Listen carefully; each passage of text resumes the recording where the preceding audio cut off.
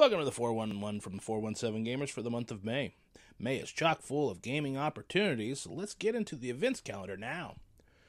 Tuesday, find 417Gamers up at C&K Cards, Games, and More as they teach some games. Every Thursday is board game night at Metagames. The first Friday of every month, Cards and Stripes holds their family game night. This Friday is Meeples and Monsters. Every Friday at Branson Board Game Cafe, they hold their meet and play event. Don't have a regular game group? They'll help set you up. Saturdays, Haven Games has their board game nights. This coming Saturday, May 7th, Changing Hand Books holds their game-a-thon. It's an all-day gaming mini swap meet from noon to 4. Also, every other Saturday, head on out to Grove Gamers Guild in Mountain Grove. They hold their board game nights. Head over to their calendar of events to find out which Saturdays they're doing board games. And then, the third Wednesday of every month, Greg and the guys at the Gaming Arts Media Expo will be teaching games at Holdfast Brewery. So many gaming opportunities, and we're headed to MoonCityCon in June. Let's hear from Catherine.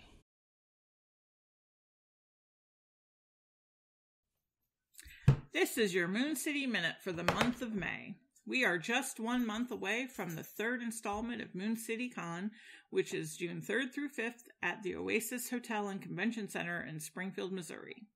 We revealed some of our events, many of our prizes, and a few of the great vendors that will be on hand at MoonCityCon. Speaking of vendors and clubs, we are pleased to announce that the Adventurers Vault podcast will be coming back to MoonCityCon. The Adventurers Vault is a live play podcast from right here in the Ozarks. Playing with the Pathfinder rule set, listen to the guys as they adventure through Faradon.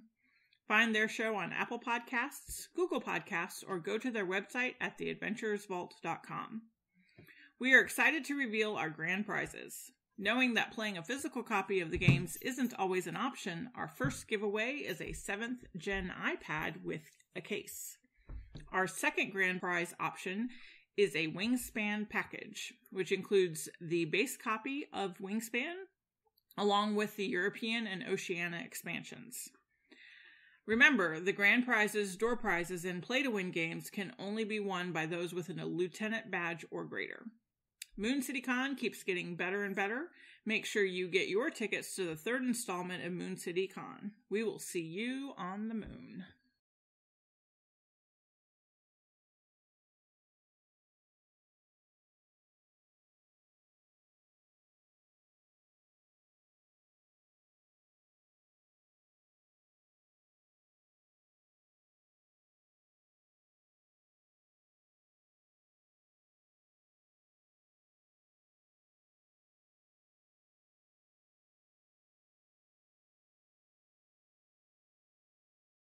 Welcome to the Friendly Local 417, where we talk to the friendly local game stores in the 417 area. I'm with Darren from Grove Gamers Guild in Mountain Grove. Darren, where can people find you in Mountain Grove? Rick, you can find me at 124 East 1st Street. I'm just off the square in Mountain Grove. There's an alleyway that separates me there. LA Cafe, and then I'm right there. You can see the big squirrel on the sign. That's me. Yep, can't miss it. How long has Grove Gamers been in business? So come September, it'll be 12 years. I started out working another job like a lot of places do. After about 3 years, I quit, so I've been doing it going on 9 years as my sole occupation. Very good. Where did the store's name come from? So before I opened the store, I played Magic, I played D&D. We had a group of friends who played. And many years ago, we started a thing where on D&D night, people who had $5 or $1 or nothing or whatever they had threw it in a pile in the middle of the table. And I was treasurer, and I'd put it in a bag, and then periodically we'd buy a book. Or we'd buy tokens or markers or something for the group to use for gaming. Sure. And we started getting a bunch of books, and it's like, I decided, let's put, a book plate in there, right? And so I came up with the idea of calling it Grove Gamers Guild. And so that was the name of it. And me and another guy who has since passed, one of my bestest friends ever, passed back in 2007, we called it Grove Gamers Guild. And so when I started the store, it just seemed like a logical fit to call it that. So I actually asked his brother if he thought that would be cool if I did that, if it'd be okay. And he thought it was all right, and so that's where the name comes from. That's very cool. How many staff do you currently have on hand? Well, there's me, and there's me, and there's me. Well, so there's three of you. My wife helps when she can. I got a son. He helps out, but he works 2 other jobs. I got a daughter-in-law who's finishing her second master's. She's about to become a teacher. Sure. So they help when they can. They're helping out this weekend because there's a pre-release. So I'm here at OzCon. Come on down. It's too late when you see this, but you should have been here. Yeah, next year we should see you. 417 Gamers, we focus primarily on board games. If people are looking to come to Grove Gamers Guild, what's the best day to look for new releases? So, new releases for me are kind of hit or miss. I don't necessarily have a regular day that I order in like some of the big stores do. I order when it allows. So I don't have new board games every week. But I do have a section that I mark as new releases and put my newest stuff there. So you might come in any day of the week and find me unpacking a new board game. Or it might be 2 weeks since I unpacked a new board game. So there's not a set day I can really give you on that. Okay. What are some of your hottest selling board games right now? So Azul has been really good. Everdell has been really good, and it's been out of stock for forever. And my rep keeps telling me, it's on a boat. So hopefully the boat gets here eventually. Sure. But it's a beautiful game if you haven't played it. Everdell has been very popular. Splendor's been very popular. Seems like a lot of tile laying. We also have a lot of cooperative games that are popular, say Pandemic and stuff. So, besides board games, what are some other gaming products that you guys offer? So we try to be full range, but I am small, and I'll probably talk more about that as we go along. Sure. But I started with Magic, so I've got Magic. The other card games don't go well in my community, small community, so I got a little bit of Pokemon, a little bit of Yu-Gi-Oh! No singles in those. You got to service what they want. I've got accessories, so I got dice, I got card sleeves, got board games.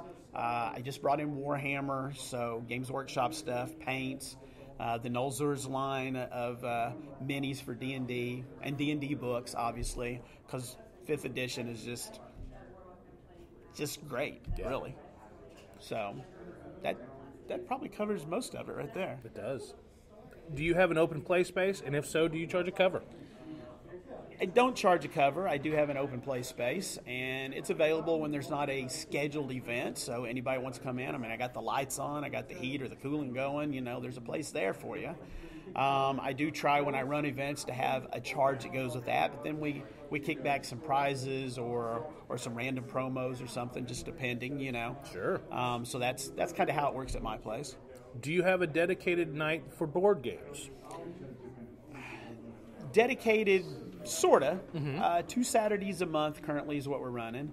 We'll have a board game night, and you can come out and you can play whatever. I have people play games that I have for sale. I have people that bring games they got somewhere else.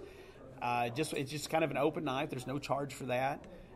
We have done like a organized play, which is very difficult for board games, I'm finding. But Red Dragon Inn put out something here recently, and I think they've done 7 or 8 seasons of it.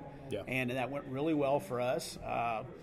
And we did it. We ended up donating those proceeds to a gamer family in our community that had a very serious car accident, the whole family. Yeah. And some of them were in the hospital for as long as a month. And so we did a few fundraisers, and that worked out really well for that. Very nice. And people love Red Dragon Inn. It's nice to have a community that'll come together and Absolutely. take care of one another. Absolutely. That was the first time we had such a major type of event. Do you have any other nights that are specifically geared to other games? So, on Thursday nights we do Social Commander. I call it Commander Social because that's what Commander is supposed to be about. So if you play Magic and you like Commander, we're not about the competitive side. Most of the time it's social. So we do that. Friday nights are Friday Night Magic. And then Saturday nights are rotating. So we'll do board game nights. Saturday days are for Warhammer 40K. Sure. 40 Hammer. So Warhammer 40K. And then sometimes on Saturdays we'll do something else, but it'll be a mix on Saturdays. I'm calling it 40 Hammer from now on. 40 Hammer. Visibility. Everybody's on social media. Where can people find Grove Gamers Guild? Mostly on Facebook. I'm old school that way. I know the young kids are moving to other places. Sure. Facebook lets me dual post to Instagram, so it goes there. There is a website, Grove Gamers Guild. You can go there and see all the wares on the website. And there's a calendar link to that, so you can see what's going on in the store. I don't ship anywhere, though, so if you go on there and you go find stuff you like, you're going to have to come see me to get it. I'm a one-man show. I didn't get into business in order to be the next Amazon. I'm just here to provide a local community with a place to play. A friendly local game shop. And FLGS is all I've ever wanted to be. You guys also have a podcast that you run about every Thursday, The Chattering of the Squirrels. Chatter of the Squirrels, yeah, it's a magic card.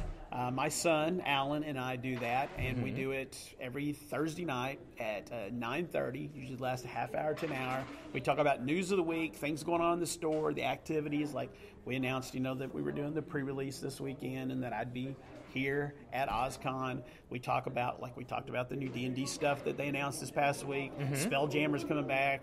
Dragonlance. There's a D&D movie. I mean, we talk about things like that. We talk about news for 40K, news from Magic. Board games gets tougher. I don't know. That's more your thing, I guess. Sure. But it's hard to generate news from board games. Right. It's like, okay, here's a list of 100 new games that came out this week, or here's a And dozen next new week they're all pushed back. Yeah. And here's They're a dozen stuck new on a boat. Kickstarters, something like that, Yeah. So it's hard to generate a lot of news around board games, but Sure. we try to put it in there Okay. when we can, like, hey, there's a new expansion for Zool coming out, or whatever, So, before we get out of here, what's a couple of your favorite board games? So, again, my wife and I tend to like tile laying, so Patchwork, Carcassonne, Azul, she likes Azul, so we play that. When I'm playing with the family, sometimes it'll be Pandemic or Ticket to Ride. A lot of the tried and trues, really, I guess. Have you played the smaller Ticket to Rides? We found like London, New York, and Amsterdam. They're a tighter Ticket to Ride. You get in about 20 minutes, 30 minutes at most. Oh, really? They're No, a I haven't smaller tried board. those. They still play up to about 4 players, but at a 2-player, we find them a lot more, especially if at night. You want to play something, but a regular Ticket to Ride is going to take you about 45 minutes. Those smaller ones, really digestible. Yeah. I really, really recommend those. That makes sense. We also play Suro a lot at the store. And I just have to mention that because I literally sell more of those than anything else. You might find that weird because it's been out for so many years, but my wife loves it. I love it. It's an easy sell because you can teach somebody to play it in about 2 minutes. Yeah. And even though it says like age 8 on it, my granddaughter's 3, and I'm pretty sure she's almost old enough to play it. I think by age 5 she can play it for sure. Should be able to. So that's another great game that we like to play. Well, Darren, thank you for coming on. And before we get out of here, what address can people find Grove Gamers Guild? 124 East First, Mountain Grove, Missouri. Just drive around the square. You'll see the big squirrel sign right across the alley from LA Cafe, which you ought to go to. They got the best buns in town. Do they? They do. All right, I'll try those. We'll see you at Grove Gamers Guild.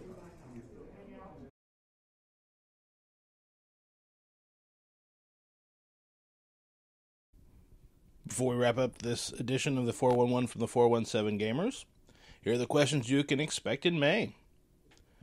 What is the most recent game you tried to love, but just couldn't? Where in turn order do you prefer to start a game? First, last, somewhere in the middle? By weight? What's the heaviest game you own? For me, it's probably my set of pitch car. 2.5 totes. And then finally, what's your favorite game in a yellow box? This has been the 411 from the 417 Gamers for the month of May. But before we get out of here, here are the games you played in the month of April.